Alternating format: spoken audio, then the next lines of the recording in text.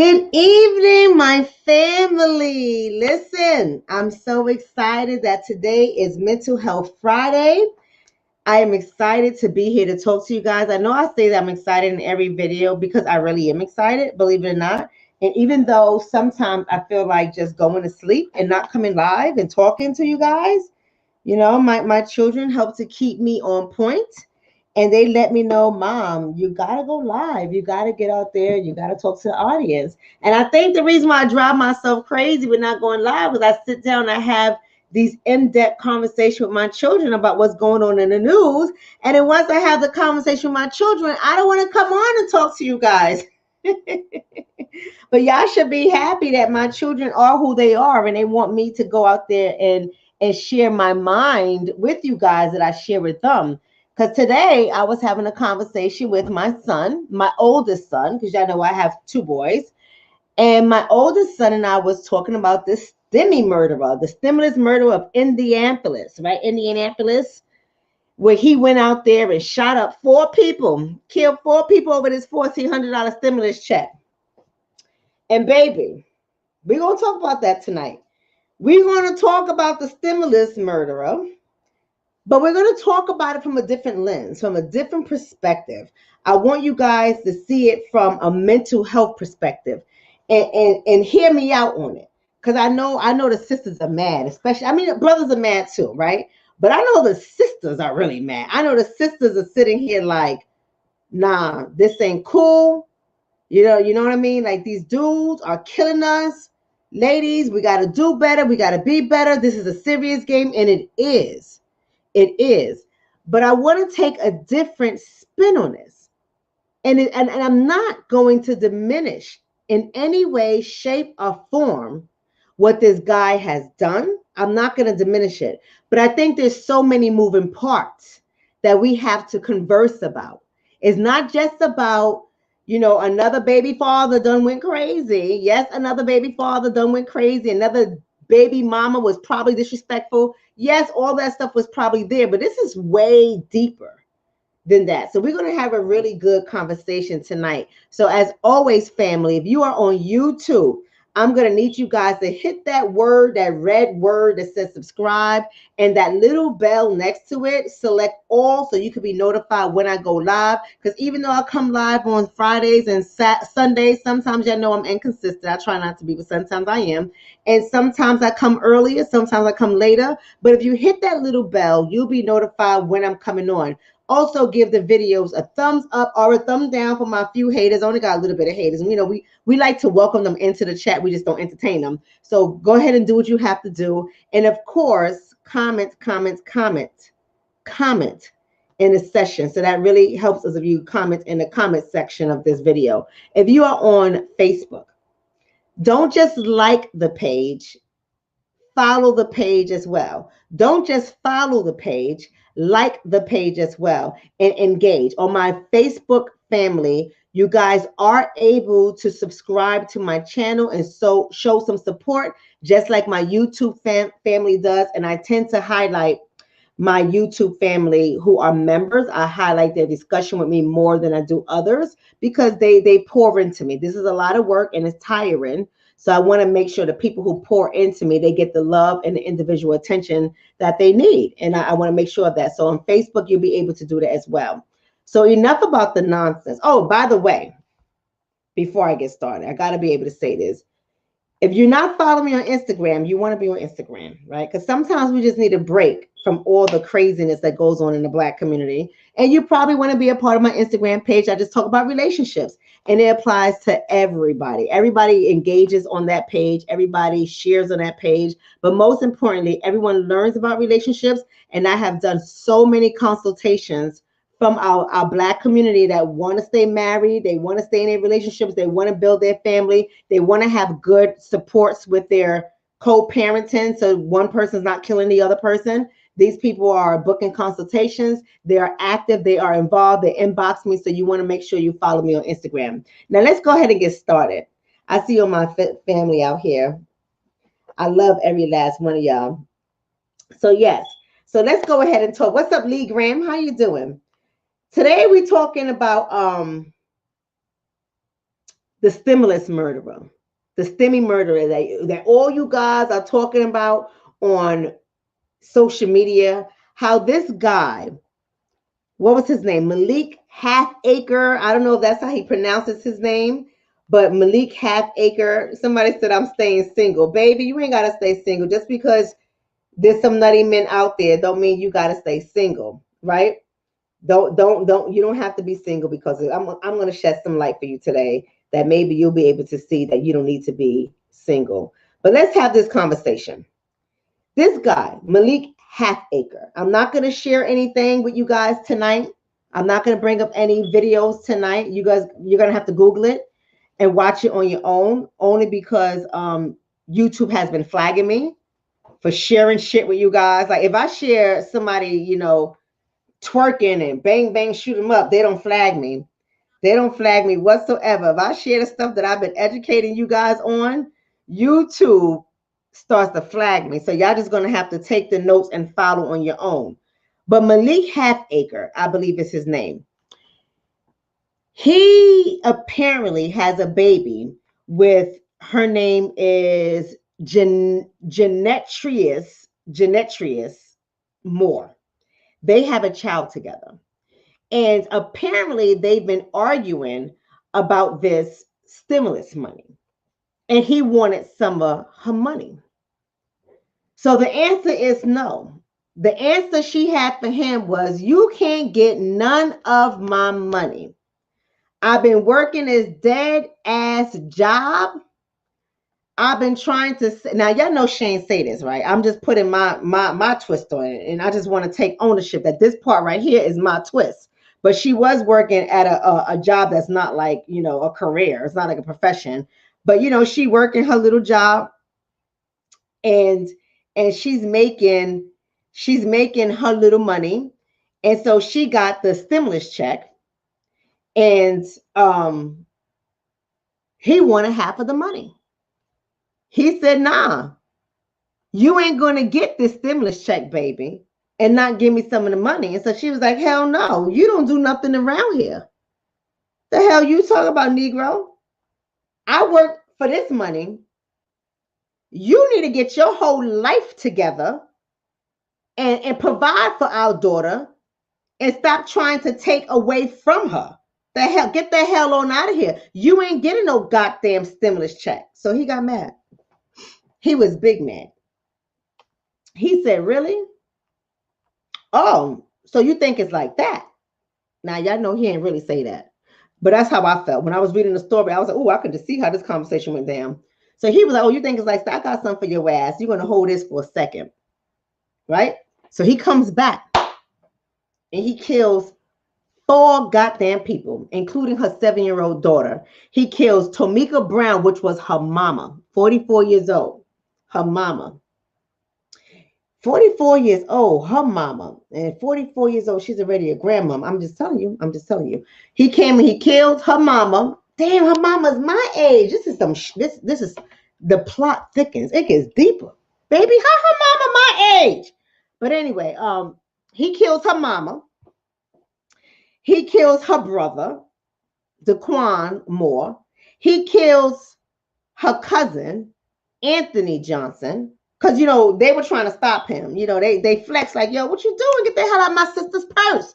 Because he came into the home and he's arguing and he decides to go in her purse looking for the money. Her family flexed on him and he pumped them with lead. So he kills the 7-year-old daughter, Eve Moore. He kills the mama, the grandma, Tomika Brown. He kills Anthony Johnson, who's the cousin, and her brother, Daquan Moore, and he shoots her and injures her. I believe he shot Genetrius Moore in the back.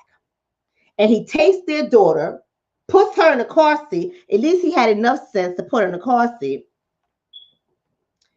And takes her purse. So he takes her. Let me make sure I correct this. He takes Genetrius. I think that's how you pronounce her name. Let's just call her Jeanette. I hope she ain't mad at me. If y'all know her, just tell her, listen, charge it to my head, not my heart. Genetrius, I don't know if I'm saying it right, and I don't want to mess up her name, so let's just call her Jeanette. We all know Jeanette. We can narrow it down to the westernized colonizer's name, and we can say Jeanette, right? So Jeanette, that's right, Rich D's. Be careful with these broken men, baby. But Jeanette, he takes Jeanette and the baby, he goes and puts them in the car, and he goes back in the house to get Jeanette's purse. So now Jeanette is like, oh shoot, this ninja crazy. You know she ain't say ninja, right? Y'all know she said the other word that I try not to use, but y'all know sometimes you just got to use it. But tonight we're not going to use it because YouTube like to get at Dr. Shonna. So she said this ninja is crazy. And she runs for it while he's in the house. She's knocking on doors, asking for help. And you know how it is in the hood. Y'all know how it is in the hood. Ain't nobody opening the door to help you. I know y'all don't like to hear that, but I'm just telling y'all the truth. Ain't nobody opening the door to help you in the hood or in overpopulated areas, right? So she hiding on the porch. He comes out of the house with the bag, figuratively and literally. He comes out with the bag, gets in the car, drives off with the bag and his daughter, goes to his sister's house. Oh, y'all hearing me? I don't know if you're hearing me. Goes to his sister's house, drops the baby off to the sister and was like, yo, son, y'all know how to listen. Everybody need help. I'm the doctor for everybody, right? I'm the doctor for everybody. Let me tell you something. Some of y'all have already booked sessions with me. Y'all already know how I get down. I'm the doctor for everybody. And I want to be the doctor for my community. I want to be the doctor for everybody in my community because everybody needs somebody they can relate to. So even I'm putting some of these emphasis on it is because I know how some of my clients are. I'm just being honest. Some of my clients are like, yo, doc, everybody had to get it. So they know. Y'all with me, right? It's Friday. We relax today. It ain't all crazy today, right? We relax. So don't mind my storytelling. I hope y'all following the story. So he comes in and he says to his sister, yo, sis, bruh. You know, in the hood, y'all be calling females bruh too. I never understood it. So my clients come in, I see my clients calling their wife bruh. I'm like, what the fuck is he? Y'all know I'm a sorority sister, right? We call our sorority brothers bruh. So when I be hearing people talking like that with their women, I just be like, what the fuck? But now I'm used to it. Now I'm like, I hear that. But anyway, he's like, yo, bruh, yo, you got to watch my daughter for me. Yo, I lost it. Yo, Jeanette was like, she ain't want to give me none of that money, and I don't know what just happened. You know what I'm saying? Like, yo, I blacked out, yo. And then her fam tried to get on me, like these ninja shop come. I don't know, sis, they dead or not. I just lost it, yo. I just lost it, yo. I just bust off shots. Like I just got everybody. You know what I'm saying? Like, just watch my daughter for me. I gotta try to figure this shit out. And so his sister was like, yo, what the fuck happened? What happened? What do you mean? What happened? He was like, yo, she just didn't want to give me any of the money. You know what I'm saying? She was calling me a deadbeat, a bum, get a job, get the F out of here, go get a job. She ain't gonna help. You know, I just wilded out. Just flipped out on everybody. So yeah, I gotta go figure this out. And she was like, oh shit, like I'll watch it for you, yo. Good luck, bro. She picked up the phone and she called the police. And she was like, yo, I got the missing daughter. My niece is here with me. My brother just said he shot up everybody. I don't know where he at, but you know, I got my niece here with me. Meanwhile, Jeanette is in the hospital recovering. So he goes to his friend. You know how dudes are. Like, I'm saying, dudes. I'm saying some of y'all be. Somebody said, do you think COVID has made people mind crazy? Listen, the media has made people mind crazy. I don't know if we could blame it on COVID, but the media has made people's mind crazy, sis. But anyway, so he goes to his friend's house. His friend was like, I got you. Yo, I got you, bro. That's fucked up. You know, 5-0 coming for you. Yo, dog, that's fucked up. So he going to run. He hide in the attic. 5-0 comes. 5-0 finds him in the attic, right? Finds him in the attic. and they take him without incident. So first of all, let's just go ahead and say shout out for it. We gotta be able to say shout out to 50 when 50 does what he's supposed to do, when they're supposed to do. Okay. We gotta be able to say shout out to 50. They took him in without incident. They didn't pump him with no lead. They didn't kill this dude. I don't know if they beat him up or not, but they didn't kill him. We gotta be able to say that we're glad that somebody has gotten apprehended without some bullets in them.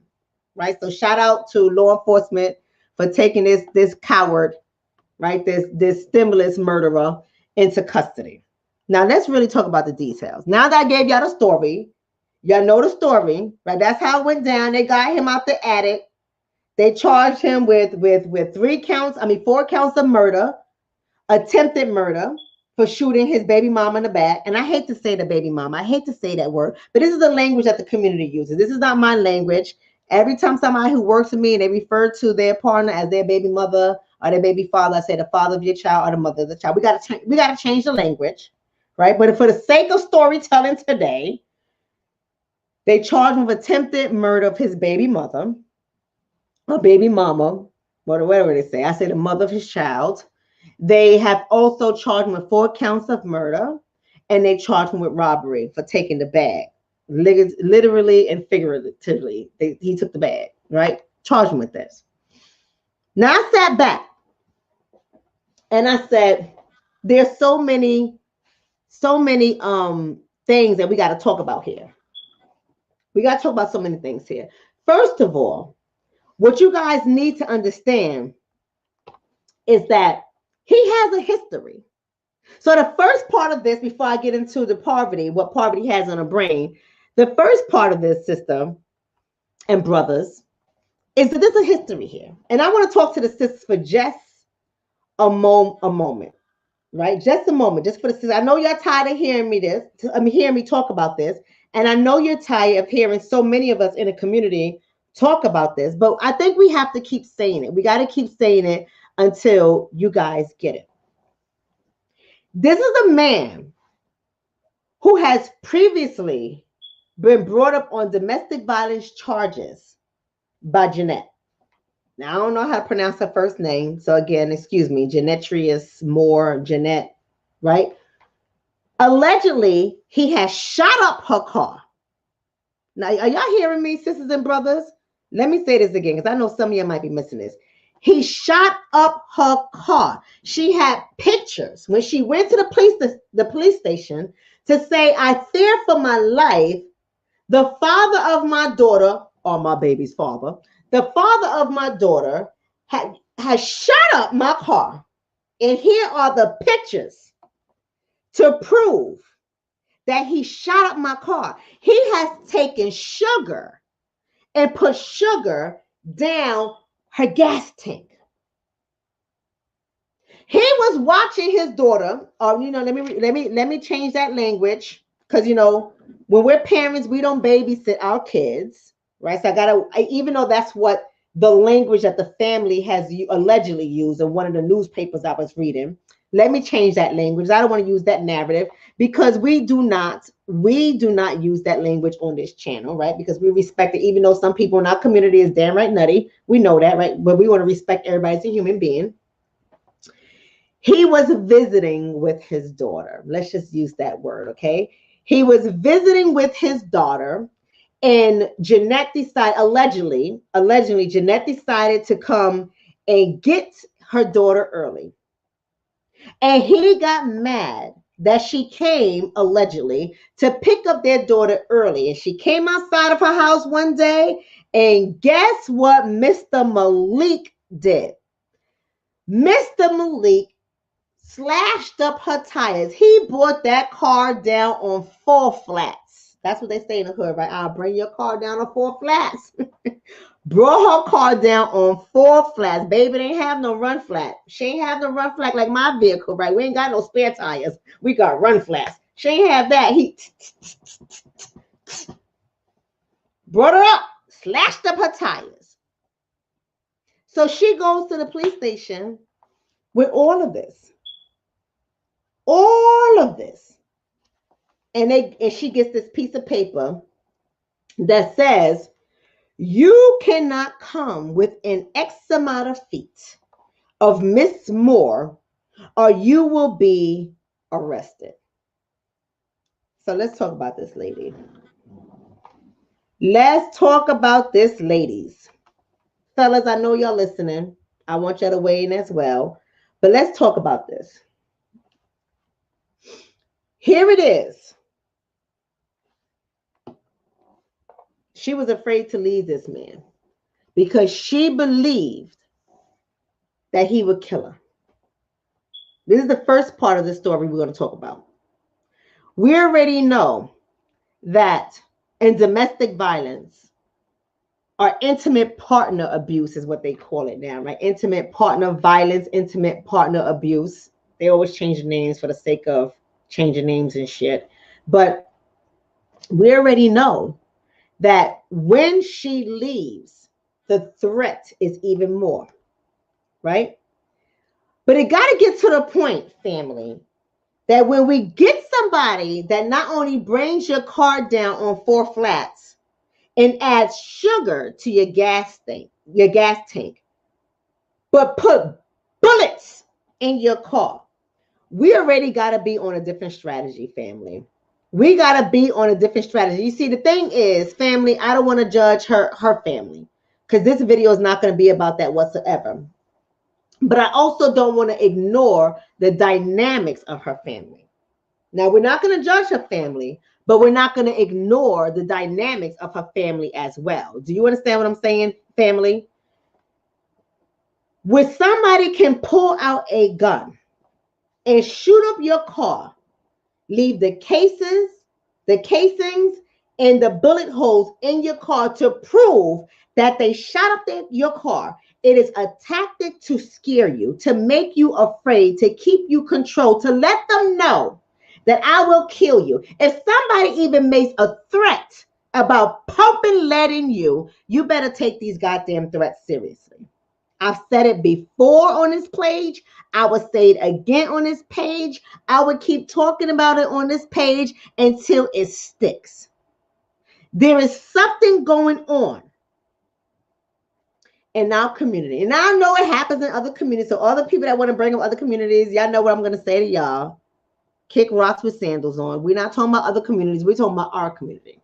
This is media for us and by us, right? So we're not worrying about what's happening in Spanish communities, or Asian communities, or white communities, right? Or Southeast Asian communities. We're not worried about any of those communities, or Northern African communities, or Southern African communities, or Western African. We're talking about our community here in the United States. This is what we talk about. I can't talk about anybody else, right? But I am going to tell you this much.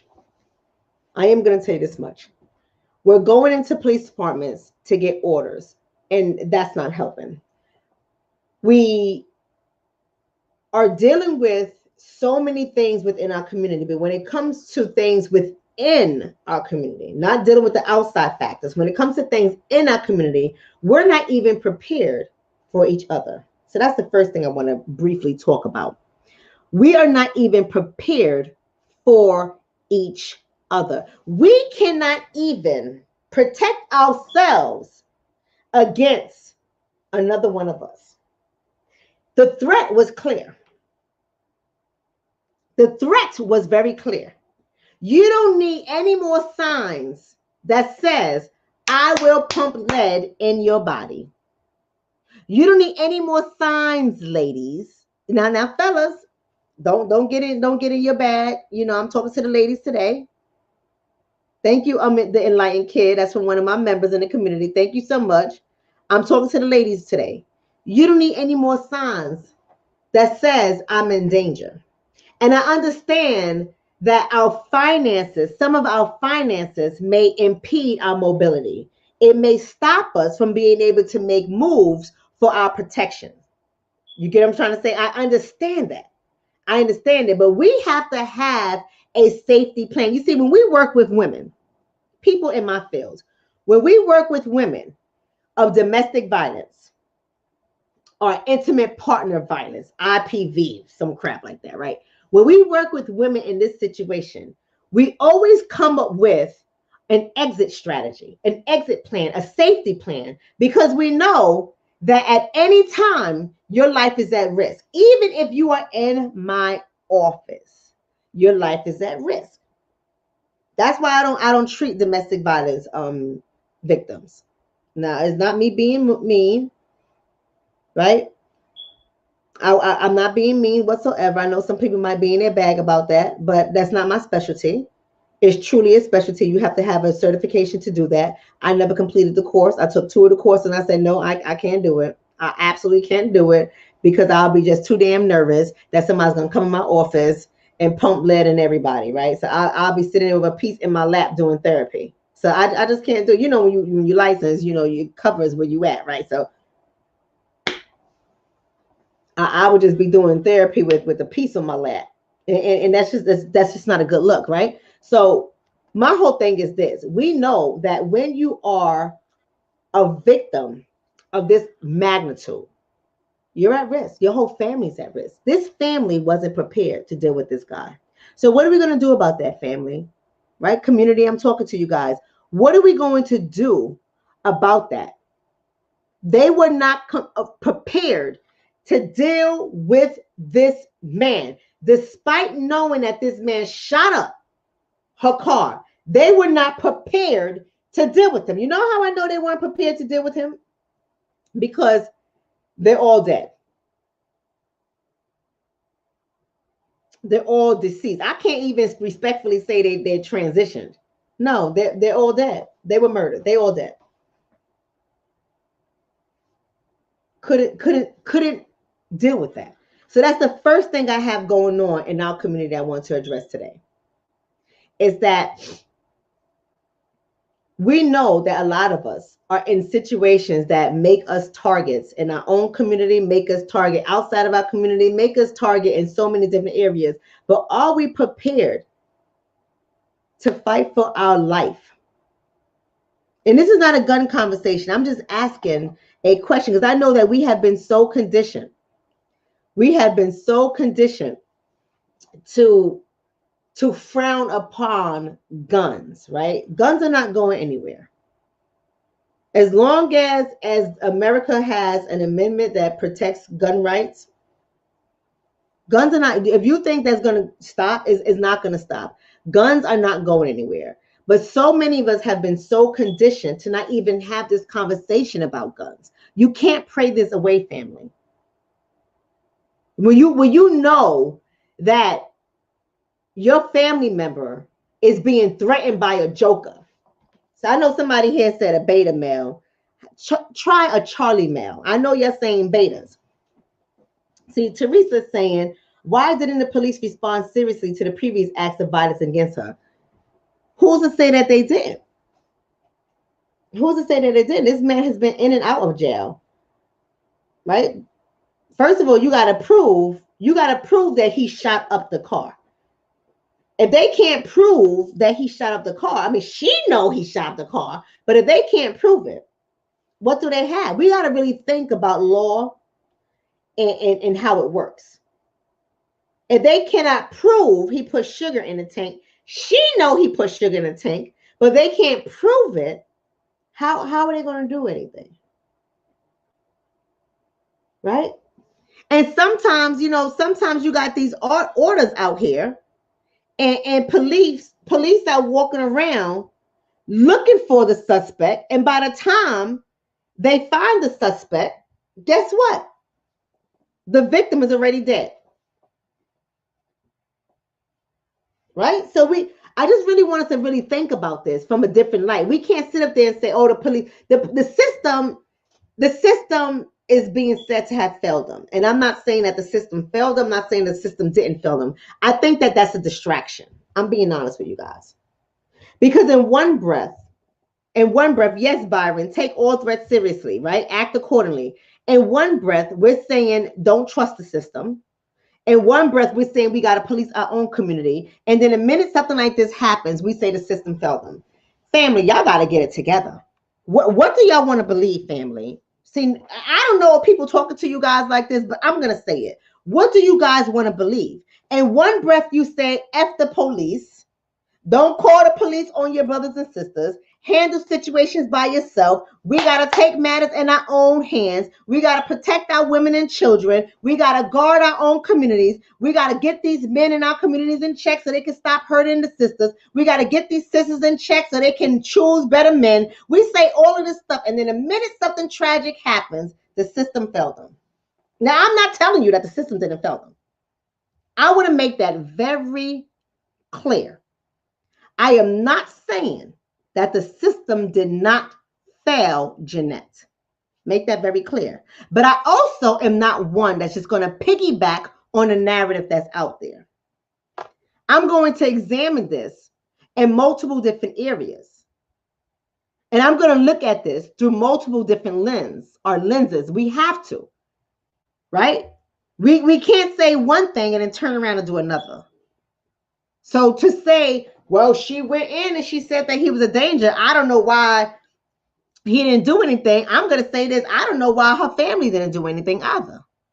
Not only do I don't know why the system didn't do it, I don't know why the family wasn't prepared to deal with this joker. Y'all calling him a beta male? Now listen, family, I understand the tactics of the beta male. But he was no beta. He was worse than that. He was an omega male. You know what an omega male is? See, this is why y'all gotta be a part of my Instagram family, so y'all can understand these different terminologies, right? First of all, an alpha male, we know what the alpha is, right? It's the leader of the pack. The beta male is second in command. He may be, in command at home, but he ain't in command in society, right? He's second in command. He's always playing backup. And the omega man gets no respect whatsoever. He gets no respect. The omega man is a joker. The omega man is the biatch. You know what I'm saying? The omega man is like, I don't want your punk ass man. I'm too tough. Y'all know where that line comes from, right? That's the omega man. So we got to use these terms correctly. Not everyone is a beta. Not everyone's a beta. This joker was clearly an omega man, right? So my question is, you already knew that this dude was a loose cannon. You already knew that this dude shot up your sister's car, put sugar in her gas tank, brought her car down on 4 flats. We already know this. Why wasn't he dealt with? I'm only asking, family, right? This is a conversation we need to have. Why wasn't he dealt with? Now, don't tell me if that was me, my family would have X, Y, and Z. No, your family wouldn't. Stop lying to yourself. This is why we need to sit down and we need to get back to them Sunday dinners, right? That we used to have at Big Mama house, right? My Big Mama's too old to cook now. She's 95 years old. Still alive though, still live on her own. She ain't no joke, but she's a little bit too old. We got to bring the food to her. But we need to get back to those kind of things where we know what's going on in each other's lives. We got to get back to family. You understand what I'm trying to say? So I'm about to go into the last half of this and I'm going. But we have to get back to family, right? We have to start really sitting our sisters down about the types of men they are choosing. We have to start checking the mother freaking omega males in our family. We have to start checking these jokers. We got what happened to the males in our family that can mush a dude like that. Ooh, I want to curse so bad. Y'all know I want to curse him bad, but some of your little haters out there be flagging my videos. But whatever happened to, listen, everybody has some family members that was in jail, right? I'm not the only one that had family members that was in jail, right? Right. I'm not the only one that can call on some of my cousins and be like, yeah, you better come talk to your little cousin, Bob. Him up. They be like, bad, I'm going to come over this weekend. I know we all got that, right? We got to get back to a place where we're utilizing that. We got to get back to a place where jokers know not to mess with our family members. We got to get back to a place where we form like a hedge around our family members. Some people are going to make mistakes.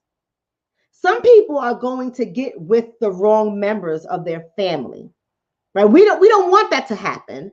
But family, let's be truthful that's going to happen. But what happens when the family is so separated and they do whatever the hell they want to do and they don't provide the intervention before a child is conceived? I'm just saying. It's a thought. So that's one way of looking at it. That's the old story. That's the old way of looking at it. I wanted to bring it up because I know this is the stuff that's going to make people really respond, right? Because people feel like, oh, she should have left. The system failed them. This is all over money.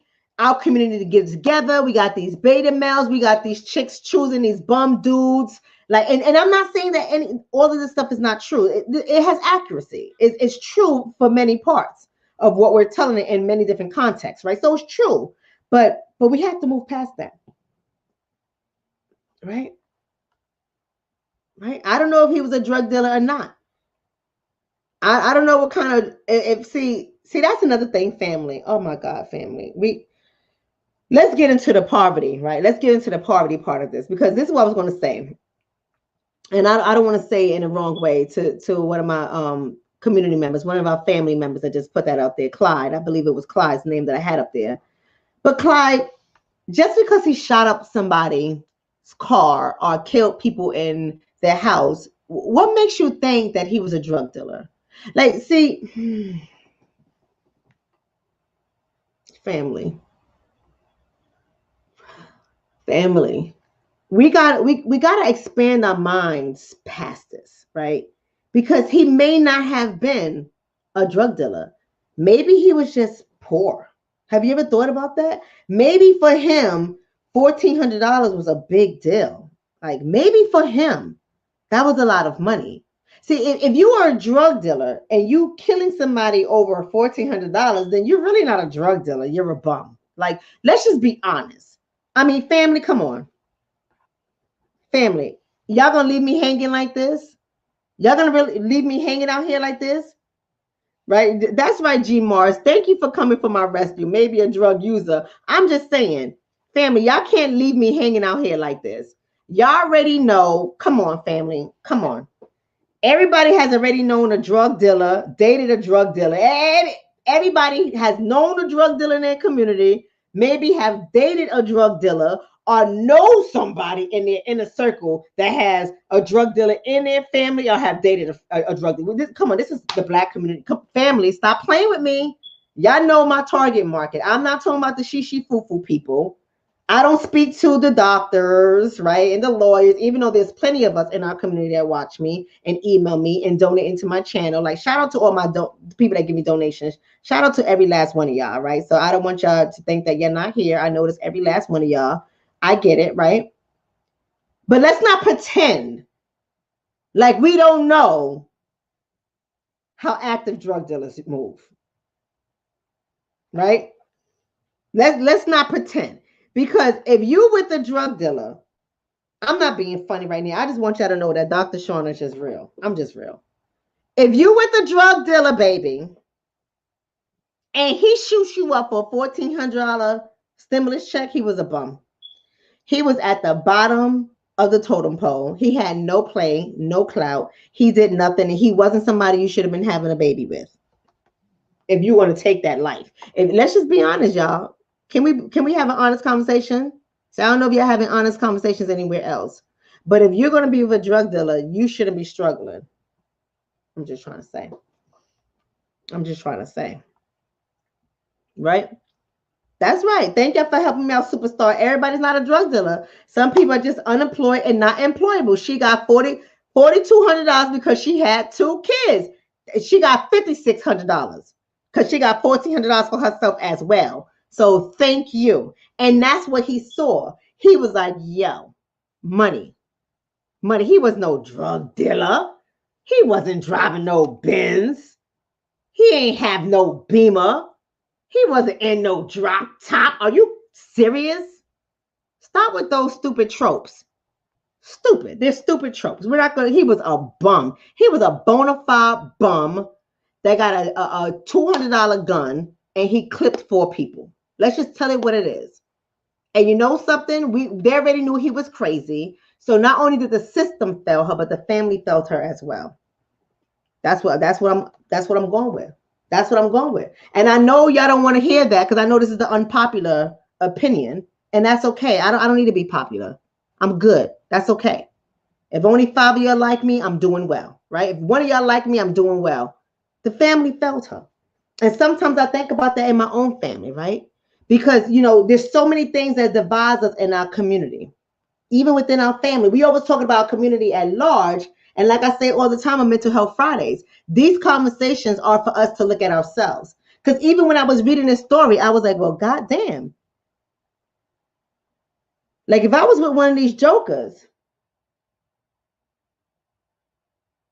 and I did not have the other side of my family from Brooklyn and Queens that don't have no problem doing the bid, I'm just saying. I love my family. Wepa, right? My family know. Y'all know. Hola, papitos. They know. Don't got no problem doing the bed. If I call with my family members from Queens or BK, they coming through. And they'll be prepared to deal with the joker. But then there's family members of mine. Let's just talk about it, family. Then there's family members of mine who are Christians. I know y'all don't like when I beat up on the Christians, but you know, truth is the truth. They are Christians and they're anti-gun, and they're all like, they live this life like we are family. That's the life we live when it's the summer. We have cookouts, right? I got all my sisters in me. And then after the song is over, everybody in their own little corner. So I know there's certain people on this side of the family I can't call, right? Because they're like, oh, yes, we're going to Mexico next week. And nothing ever happens in their life, right? So I'm the nutty one in the family. I'm the one that's going to embarrass you. And we in a restaurant, true story, it's a real story, Applebee's in the Bronx. So any of my family members are listening, y'all already know, true story. I was sitting there all pretty and prop with my heels, my children, my husband, doing my thing. And somebody in the restaurant popped off of my auntie. And my auntie is like my mother, right? I had 2 mommies growing up, my biological mother and my auntie and my uncle. They're like my parents. And somebody popped off of my aunt in a restaurant. Nobody in the party room could blink their eye before I was already over my husband, over the table, and on that bitch like white on rice with heels on. And my brother pulling me back, and listen. And my cousin in her high sedity ways was embarrassed. Embarrassed, like, bitch, you know how I was since 1996. Don't play with me. Don't let the doctor fool you. You got somebody popping off of my aunt that's like my mother, your aunt. We're first cousins. And nobody did nothing. Nobody, until I went over there. Until I popped off. Then everybody wanted to come. And we had men there. Nobody got up their seat to help my 62-year-old aunt, who a little Spanish girl was popping off on my aunt. So we got family members like that. Family members, they too good to get in your business. They too good to save your life. So what I'm saying to you, family, we got to get back into the table. We got to get back at the table. And we got to really start having real conversations about how our family look. And are we prepared? Are we prepared to protect each other? Are we prepared to protect our homes? Are we prepared? See, I'm the one that people look at like I'm crazy. Oh my God, she likes guns. Oh my God, she takes in her children violent things. We good. Don't call us. Since you too high for Diddy, don't call us. We good. Right? So we got to really start having those conversations. I'm sharing this part with you guys because I know if it happens to me and my family, it's happening to y'all too. Stop playing. Y'all got to stop. Y'all got to stop playing. Y'all got to start being honest with yourselves.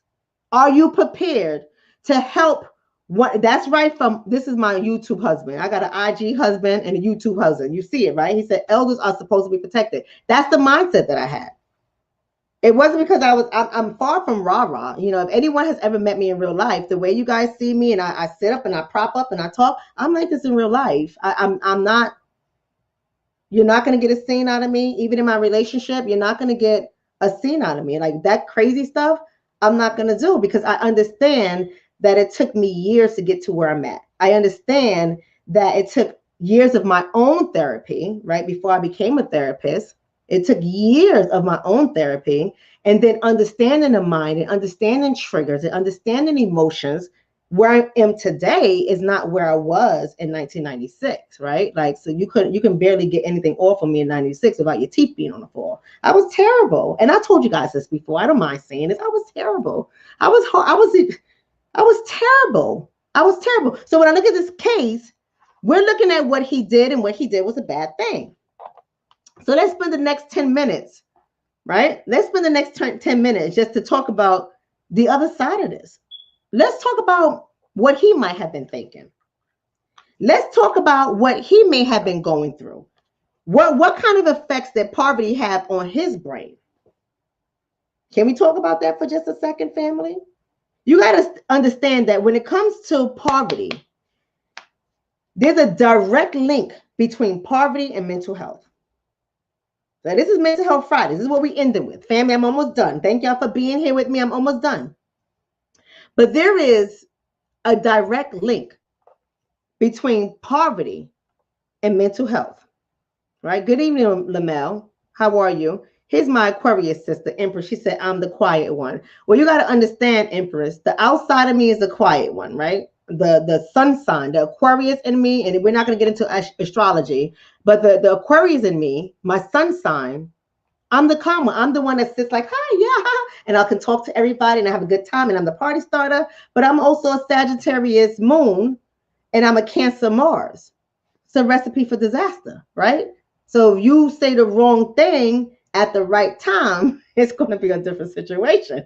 And I try to control myself because I know I have a lot to lose. So I do really well with controlling myself by just staying away from people, right? I do really well that way. And just being able to woosah. But if you coming at my 62-year-old auntie and you throwing hands with my auntie and you like 23, 25 years old, you throwing hands in my, you're going to catch these hands. It's just as simple as that. Like there's no negotiation. I would deal with the law and my license afterwards. I would get an attorney and deal with that afterwards. But you can't pop off of my auntie. Now, if it was a cousin, and especially a cousin that talks shit, we all know we got family members that talk shit, right? I might be sitting back there like, this is gonna be some good. Ooh, I wonder what she gonna, you know she a punk, right? Let me see what she gonna do. Ooh, look.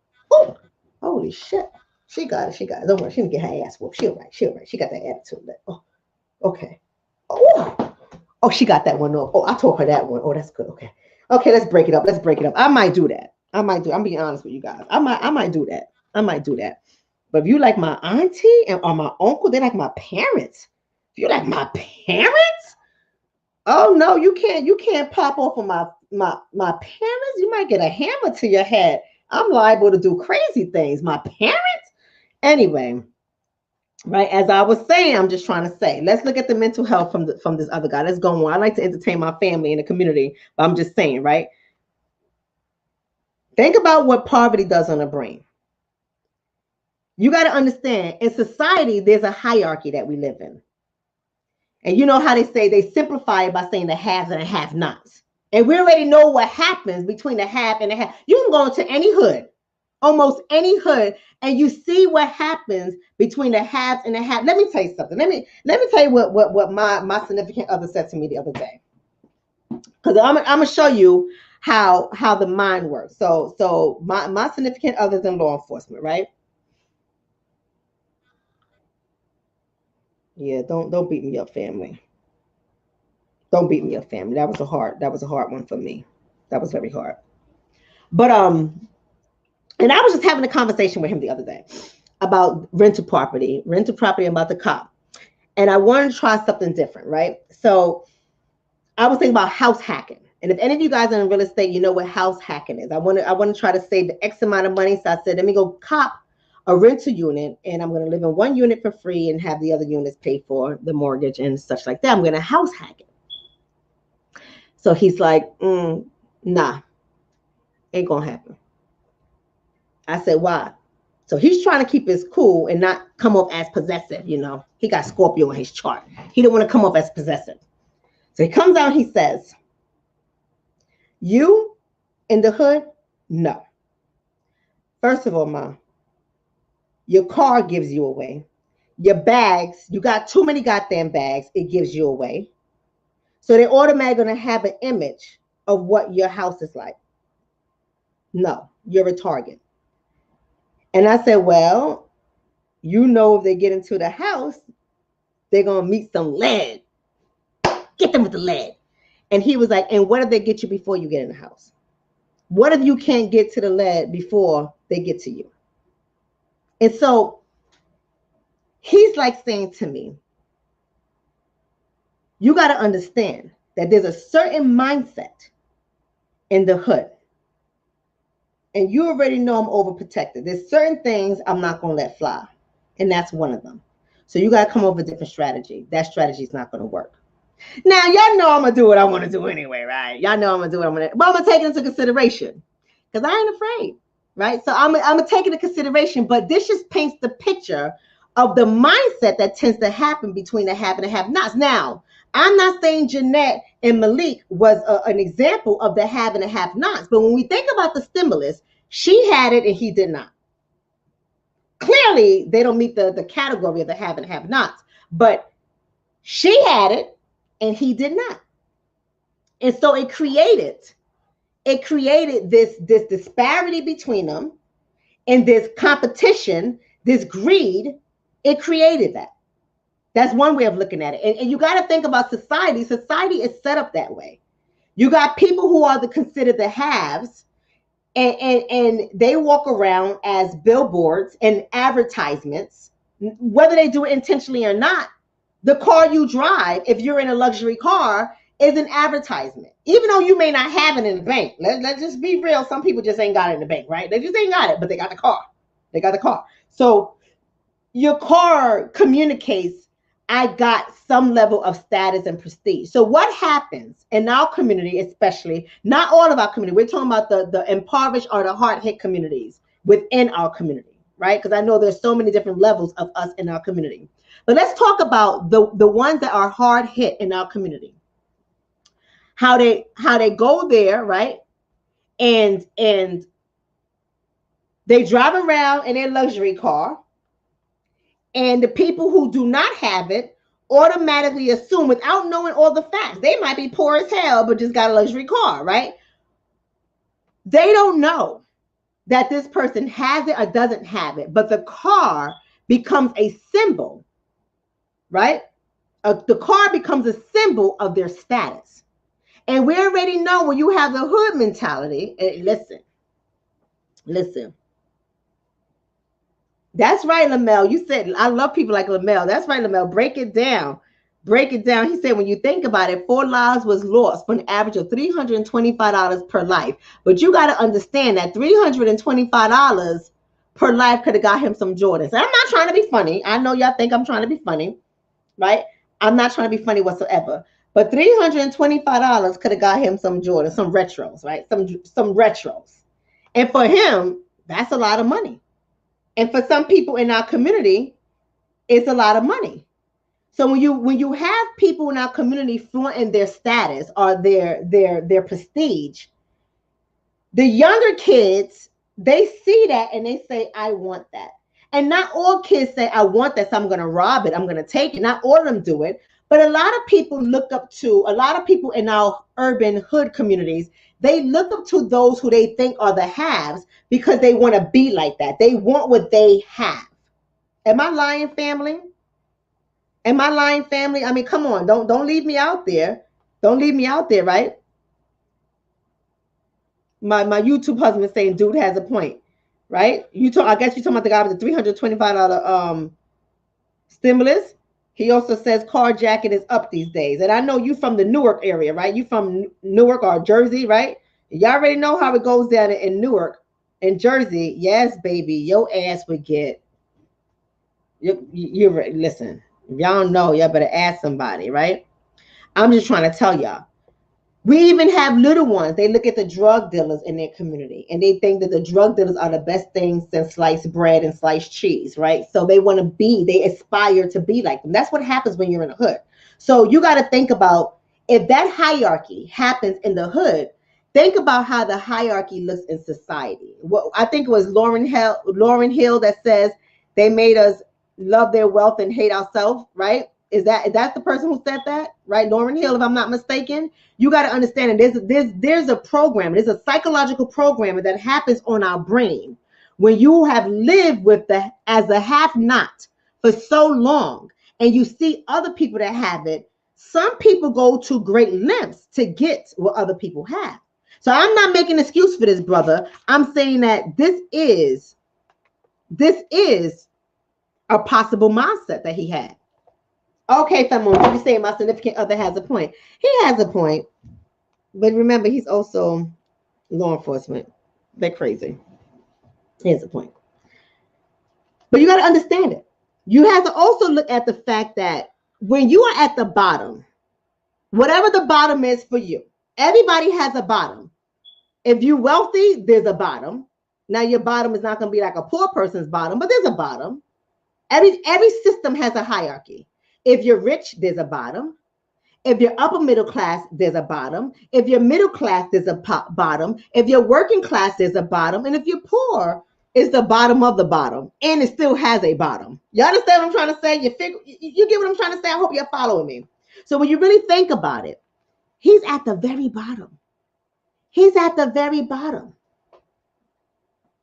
And she gets this $5,600 check. See, the newspaper's saying $1,400, but it's $1,400 per child plus her. Plus her. So I don't know how many kids she had. Maybe it was only 4,200. Maybe it wasn't 5,600. But the point is, it was more than $1,400. That's the point, right? So here it is. He's saying, oh, so you think that you're going to ball out. This is what poverty does, right? This is what somebody said, the hood ninja mentality, right? That's what poverty does, right? Yes, somebody said, damn it, the bottom has a bottom. The bottom has a bottom. And he at the very bottom. Thank you for stuff like that. Somebody says possessing fake stuff like Jordans, designer bags, and fake jewels can get you got for real. Thank you, Sire. But you know what? Some people are not. Some people, people wear what they want to wear. I'm from New York City, and I get what your point is. What's your name? I get your point. I'm not taking that away from you, but I'm saying that's all in how what people look at. I mean, you may look at it as fake stuff. People might say it's fashion, even people with money wear fashion. So that's another thing we do in our community. We see somebody that does fashion. We always got something to say. Oh, you wearing all these designer stuff and you making all these other people rich. But if you really think about it, and I'm not trying to be funny, I'm not trying to beat you up, Saya. I get your point, and I think you're amazing. Thank you for the donation. I love you, babe.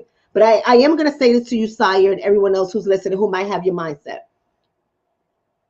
Listen, everything probably in your house has made somebody rich but you. And I'm not trying to be funny. So we can beat up on people that wear Jordans and designer bags and drive luxury cars. We can beat up on them all we want, but I don't care if you drive a luxury car or you drive a Hyundai. It's still making somebody else rich and it's not you. I don't care if you wear Jordans or you wear regular Nikes that's on clearance. It still made Nike rich and not you. I don't care if you wear Levi's or you wear, I don't know what fancy jeans are because I don't buy fancy jeans, right? I like cute and cheap stuff, so I'm cool with that. But the True Religions, I don't know if that's dope anymore. I don't know what people wear anymore, right? But if you wear Levi's, which I would pick up Gap and Levi, right? Or if you wear True Religions or whatever other $200, $300 jeans you buy, you're still making somebody else rich, right? So I think we have to be mindful of those kind of analogies we give because sometimes they're not rooted in logic, right? Sometimes they're not rooted in logic. So I think that if you can afford it, Go ahead and buy it. There are people in all types of communities that have money and they wear things from their community and they wear things outside of their community. They if you're in the Asian community, you can more likely support an Asian company because Asian people build cars. If you're in a black community, no matter what car you buy, you're not supporting your own community. I'm just being 100. So I get it. I get what people say, but we gotta be logical with these kind of statements. But as I was saying, if you're at the bottom of the bottom, you got to understand to be at the bottom of the bottom class or to be in the bottom class, period, you're going to deal with distress at a higher level than yes, Black Mama. I agree with you, Black Mama. I think he didn't mean that it can cause thieves to target them. I absolutely agree with you, Black Mama. And Sire, do know I love you and I agree with you too. But I'm just saying when we say things like that and we make it like we generalize it, it makes people who likes Jordans, not me because I have a mindset of my own, even though I do have J's, right? I have J's when I feel like wearing some sweatsuits, right? I do have some J's. But my point is, it makes people who wear J's or they might have, a Gucci bag or whatever, it makes them feel like, oh, I'm doing something wrong. Yeah, perhaps, maybe, maybe not. What I'm saying to you is we just got to watch that because it's another way to shame our community. And we have enough shame. And I even think with this young brother, what I'm trying to get to right now is he has shame. He's already at the bottom of the bottom class. He already has insecure housing, right? He already has food insecurity, like most people at the bottom of the bottom class and in the bottom class. There's food insecurity, there's insecure housing, there's limited resources, there's limited money, right? There's a lack of financial education, so there's financial illiteracy. There's a lack of adequate connection so that if you was to lose your job, do you know somebody who can get you another job just like that? Or are you asked out until you find somebody who's going to hire you again? So there's so many things that people in the bottom class and the bottom of the bottom class have to go through. And so when you think about that, and on top of that, your poor health, right? You got COVID. If you sick from COVID, you can't go to work. And even though you only get $12 to $15 an hour, somebody in many of our positions might say $12 to $15 an hour. That ain't nothing. But be honest with you, a lot of people live off of $12 to $15 an hour and they struggle. And no, it isn't a lot of pay, but we shouldn't shame them for getting up to go to work, working full time to try to support their family because that's all that their education and experience allows them to get paid. Now, do I think that $15 an hour is insulting when you're 40 years old? Absolutely, I think that. But at the same time, I'm not going to shame somebody for making $15 an hour. I'm more likely to try to help them to strategize to make more money without me saying, you're working for that. You get what I'm trying to say? So just think about having all that pressure on you, somebody calling you a bum. Now, if you could make $12, $15 an hour when you got a job, you're doing good. But this brother also has a felony. This brother had a case from 2017. So we already know 2017 was 15 seconds ago. It was right around the corner. So we already know he walked into an employer to look for work with a felony on your record from 2017. You can kiss that job goodbye for the most part. You can't even pick up trash with sanitation. I'm not being funny, but come on. Come on. Can we tell the truth, family? Right? Can we tell the truth? Right? So when you sitting down there and you seeing your baby mama, and you probably not entitled to the money. He probably wasn't entitled to the money. He probably wasn't doing a goddamn thing, right? But when you see your baby mama, oh, my MTF gang is back. Hi, beloved. Right? Here you go again. The government shouldn't give the poor money. And he just loves my channel. I'm glad he's back. Because remember, family, when I asked him that one question, and it was sexually related or to his identification, and I wasn't being funny. I was just having a conversation with him, and he ran away from me. But see, even though I do say these things, my community is so diverse. That's why I love every last one of you guys. That's why certain topics I don't talk about, because I know who's in my community. But look, he came back. He got mad at me one day. He's right back. Hey, boo. Hey, boo. I'm glad you back. What was it again? You said you was trans feminine or something like that, right? It's okay that you just listening. I'm glad you just listening. I still love you, boo. I'm still loving you that you back, right? You ain't got to run away from me. I'm going to get in your ass when I got to. When your ass is off cold, I'm gonna get in your ass, right? I ain't gonna try to be nice to you just because you in this community, but just know I love you. I love you, right? So anyway, I'm just saying, if you got to deal with this kind of stuff, if you ain't got no money, you can't get no job, and then your baby mama just got $4,200 and she can't even break you off a six stack. Come on, like, not saying that he deserved it. He probably did not deserve anywhere near 50 cents, right? But I'm just saying, just imagine what poverty does to the brain, right? People, a lot of people, not all, but a lot of people who are impoverished, they also suffer from deficient emotional relationships. So no one really has probably taught this man how to regulate his emotions. No one probably even taught this man like how to move in a situation like this, how to treat a woman, how to treat himself. Before you can treat a woman any kind of way, you got to know how to treat yourself, right? You got to love yourself. So it's easy for us to sit back and criticize the whole situation, criticize him, which is easy to do, right? Because we're so tired of the mothers being blamed and fathers are skating by, where a lot of fathers, listen, y'all irresponsible too. Just the mamas are just not irresponsible for picking y'all irresponsible asses. Some of y'all just irresponsible. Y'all need to step up your game. And you're never gonna listen to a Dr. Shonna or another woman tell you that you have to step up your game. It's gonna take a man to come out and tell you to step up your goddamn game. That's just how it has to be. Because the minute we say it, we're feminists, right? I've been called a feminist, and now you guys have known me for a minute. Y'all know damn well that Dr. Shonna is not no damn feminist, like, period. Like, seriously, I respect the feminists that come to my channel, but I'm just not a feminist. But the point that I'm making is, when we try to tell these kind of omega males what they got to do and what they're doing wrong, and they have to find ways to be employed, even if it means legitimately starting your own business. They have to learn how to financially manage their money. They have to go to therapy to deal with their childhood wounds, whether from their mothers, their fathers, their grandmothers, their adopted parents, their foster parents, whoever wounded you. They got to do the work. So when we come out and we say that, we don't want to deal with broken men anymore, right? We don't want broken men in our lives. We don't want to have children with broken men. We don't want to date broken men. The minute we say that, we're either attacked, we're degraded, we're called feminists, we're the problems in the Black community, well, I'll shut up. We're bed wenches, we're everything under the sun, right? But where does the onus lie? Like, if our pool to choose from looks like Malik Halfacre, however you pronounce his name, if our pool to choose from, well, I'm just saying us, but I'm going to be petty right now. I ain't in this goddamn pool. I ain't never have to pull from nothing like that. However, I know a lot of women deal with this kind of pool.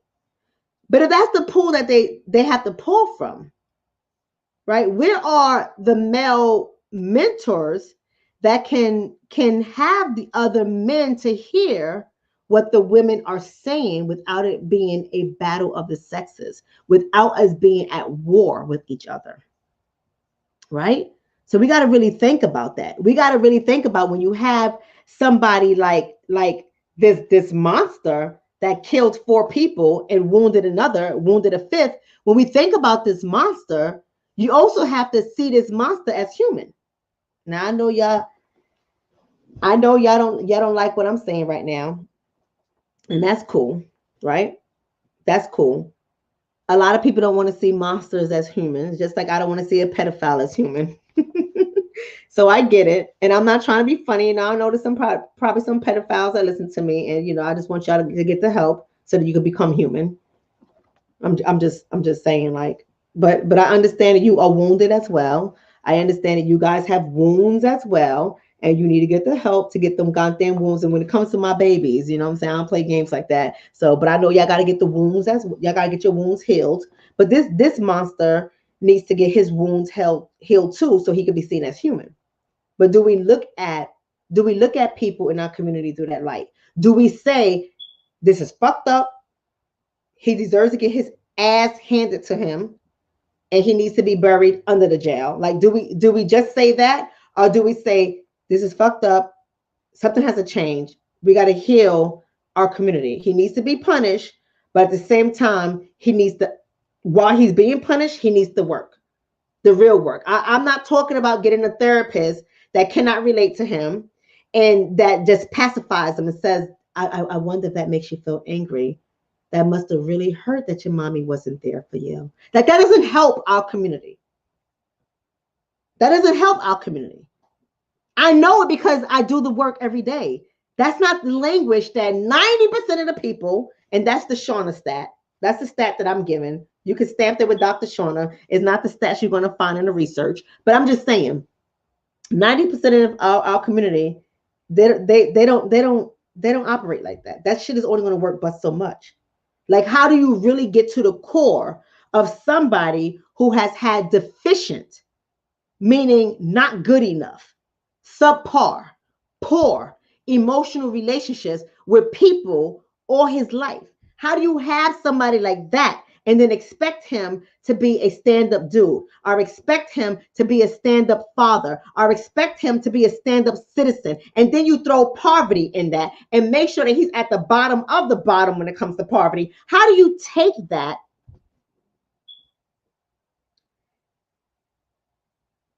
and give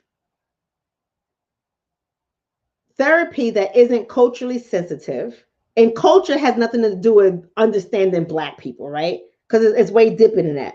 You can think you understand Black people, but like I say all the time, I don't want to be like every Black. I'm fine being ADOS, right? I'm fine with that. I know a lot of people don't like to hear that. They're like, oh, but Dr. Shonna, listen, I support and love all my melanated people who have African ancestry, who are part of the African diaspora all across the globe.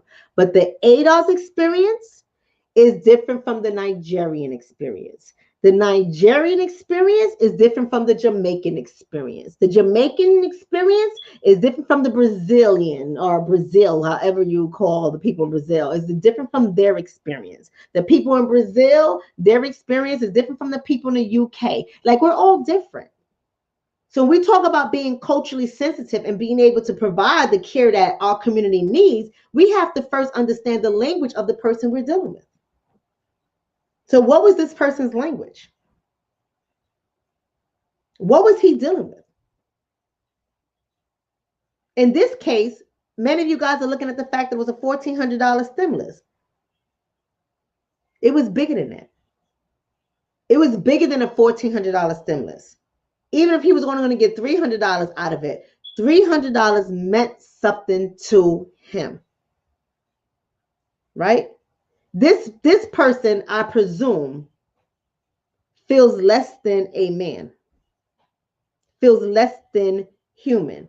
This person, I presume, walks around with the emotion of rejection, walks around with the emotion of shame. I mean, this is Mental Health Fridays, family. If I can't have this discussion with you guys, I don't know who I can have a conversation with. This is a real conversation, right? This is a real conversation. Somebody said that's where you and Dr. Umar collide. Let me see. Somebody said that. Is it here? Well, you guys know Dr. Umar knows me, and I know Dr. Umar, and we don't think the same in every area, but there are a lot of areas that Dr. Umar and I, we do share commonalities, absolutely, without a doubt. And at the end of the day, Dr. Umar and I would not collide. Our ideologies will collide, but I think the love and respect that we have for each other, I think that is what it is. You understand what I'm trying to say? Like, this ain't for the gram. This ain't for the tube. This ain't for the book. Like, the love that and respect that we have for each other, I think we can respect each other's mind and don't always have to agree with each other. And that's okay. Dr. Umar has his way of communicating his thoughts, and I have my way of communicating my thoughts, but it doesn't change the fact that he understands what I'm trying to do for the community, and I understand what he's trying to do for the community, and we have our own power and our own right? So I don't take anything away from him whatsoever, and I don't think that he would take anything away from me. And if we did, we'll pick up the phone and call each other, right? Or we'll talk to each other on WhatsApp or whatever the case is, if that was to happen. But you know, I get what you're saying, but we don't all have to agree. And that's the mindset we have to get away from in our community. We don't all have to agree. We have to first start seeing each other as human and first understanding each other's mindset, right? And the language and our experience that we use so that we can have understanding. I don't feel sorry for this brother. Yes, absolutely. I agree with you. It's also financial trauma too. Absolutely. Let's talk about it. I don't feel sorry for the brother because that would be sympathy.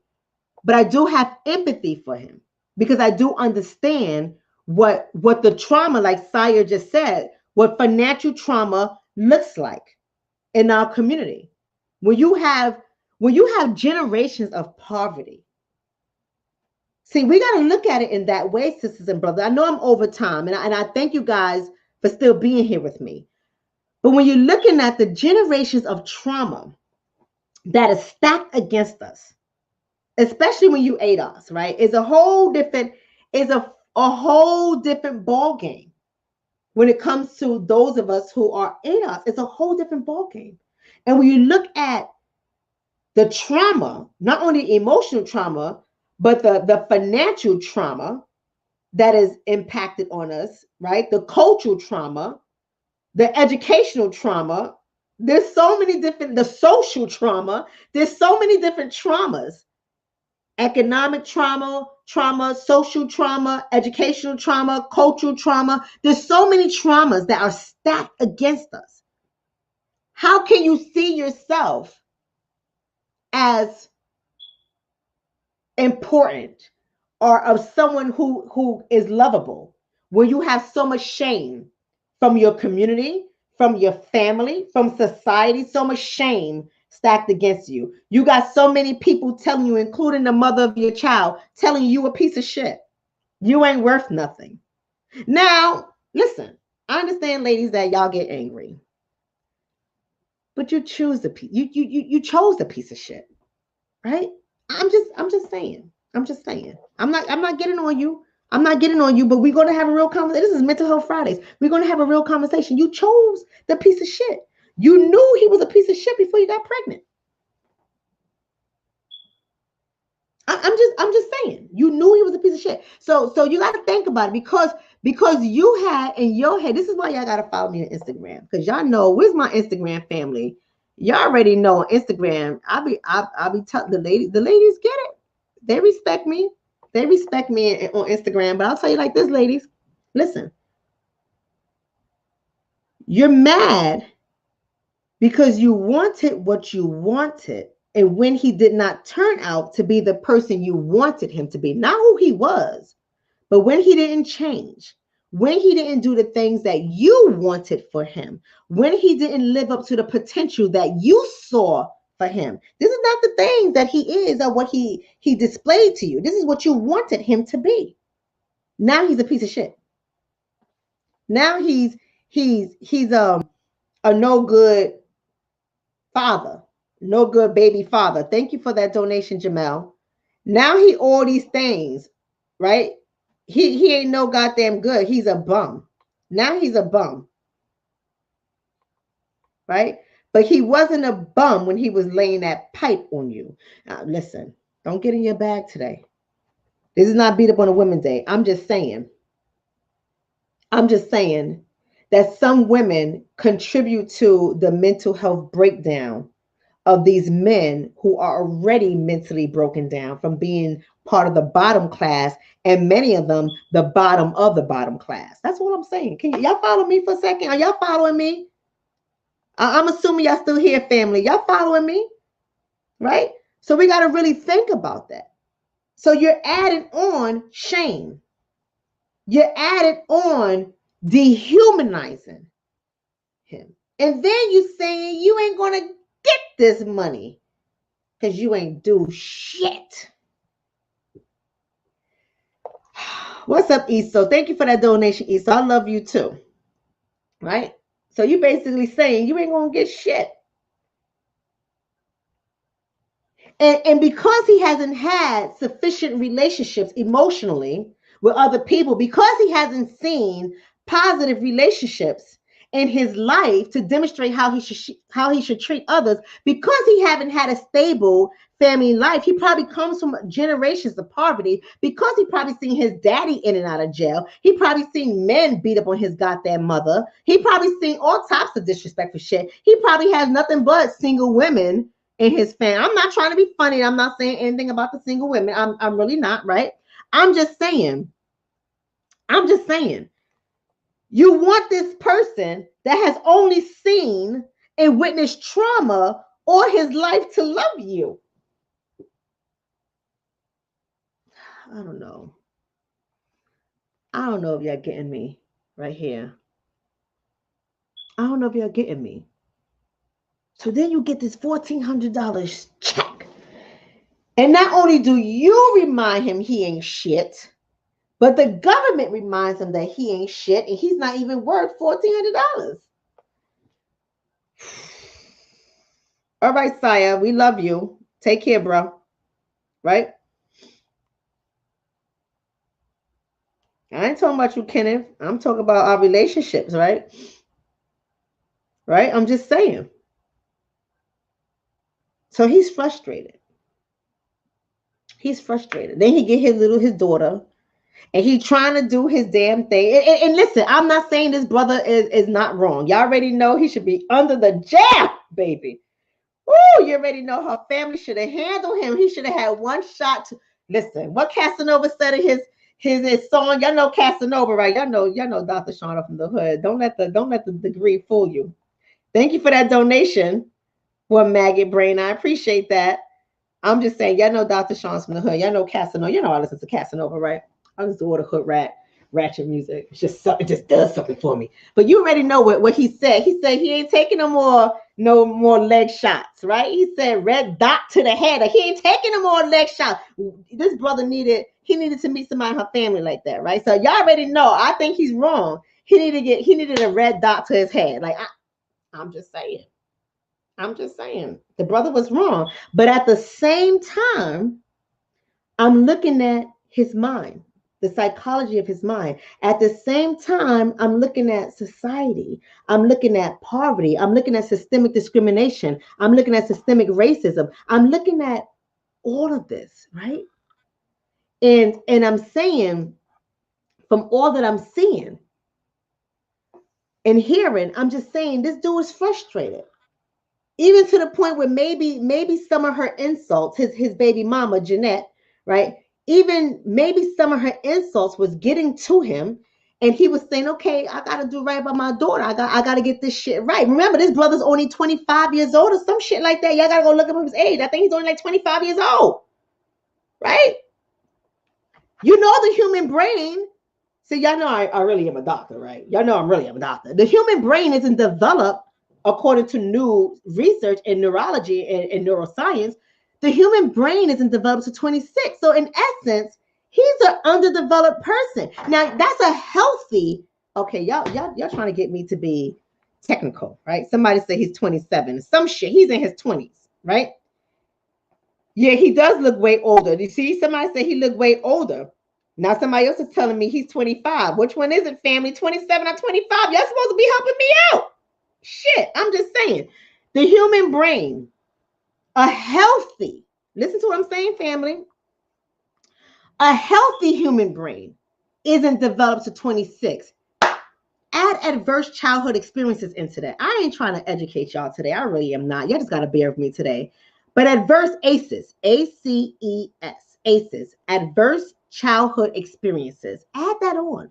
Where you got poverty, you got abuse, you got trauma, you got juvenile detention, you have incarcerated parent, you become incarcerated. Just think about all those traumas. You know, at every trauma, your brain's growth gets stunted. So you're looking at his age anywhere from 25 to 27 years old. You saying this nigga should know better. That's right, Sony is an arrested development. I said the ninja word, right? God, hope YouTube didn't catch that. But you're looking at like this ninja should know better. Nah, this ninja may be 25, 27 years old chronologically, but what is he developmentally? This dude is like 17 years old. So she calling him a bum, right? Somebody said, don't poke the lion, right? Or a rat. Don't poke the rat. Is that a rat? That must be a rat, because that emoji looked like a rat, not a lion. But you know what I'm saying? Listen, she was like, you bum ass dude. You's a punk. You everything under the sun. And then he said, you know what, she right. Because dudes do listen to y'all ladies. I know y'all like to think that he never listens to me. He does listen. Just because he don't respond to you doesn't mean he ain't listening. He listens to every goddamn thing you say. Sometimes your asses talk too fucking much, but he's listening to you. I swear to God, he is. Men listen to you. I already have a minute to tell me 5 things that she if she was able to talk to me right now, give me 5 things that she would say she doesn't like about you. And these dudes, they can list 6, 7 things. So they listen to y'all all the time. Just because they don't have conversations with you about it, their brain don't work that way. And that's what I'm saying about this brother. He was listening. He heard everything she said. So he got his daughter. He's like, yo, I'm do my thing. I'm trying to get right by my seed. You know how some of the brothers are from the hood, right? Trying to get right by my seed. Do what the fuck I got to do. You know what I'm saying? You know what I mean? And then she come and snatch up her daughter early. You fucking bum, get my daughter. So now he frustrated. So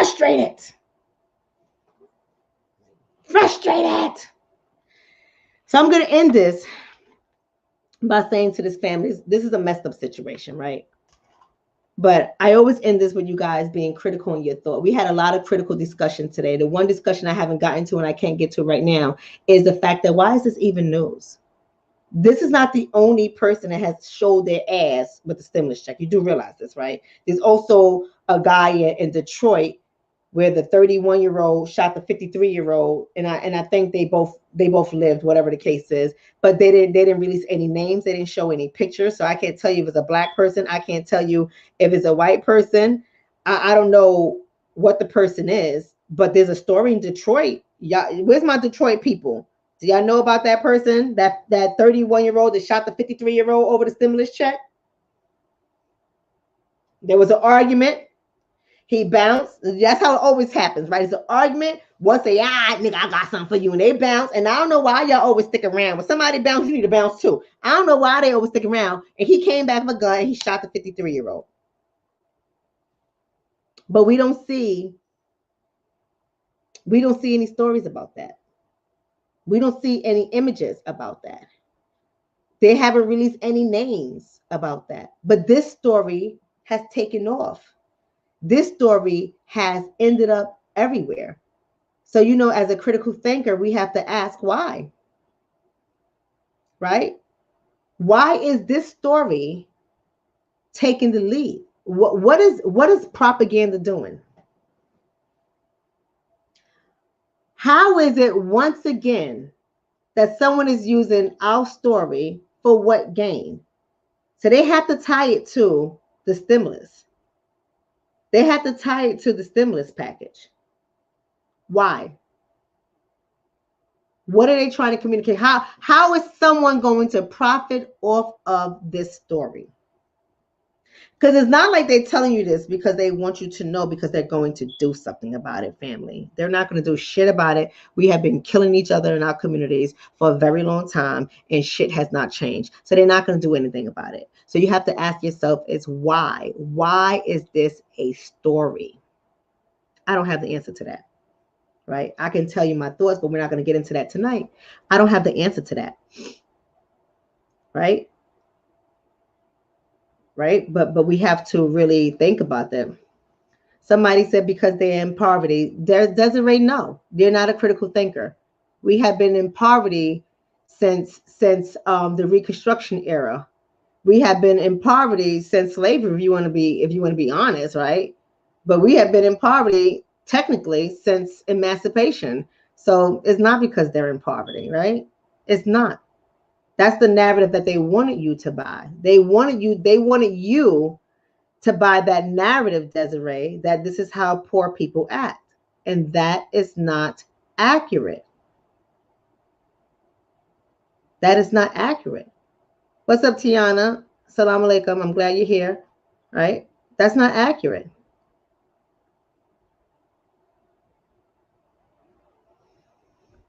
Just think about it. Listen, family, I gotta go. We are like 40 minutes over. We did our shit today. I think we had a very good conversation. I hope you guys learned something from me. I hope you guys learned something from each other. I hope you guys are learning something about our community every day. I wish you guys the best. I'll see you all on Sunday. I don't know what the topic is going to be on Sunday. There's so many things that I can address, right? There's so many things that I can address. I don't know what I'm going to talk about on Sunday, but if you have any ideas you want me to address, just go ahead and send me an email at askdrshonna.com. And for all the people that's going to be a part of my dating pilot, I'm putting together a dating program. For those of you that are going to be a part of my dating program, I need y'all to check your emails because you should be getting an email automatically from me like tonight.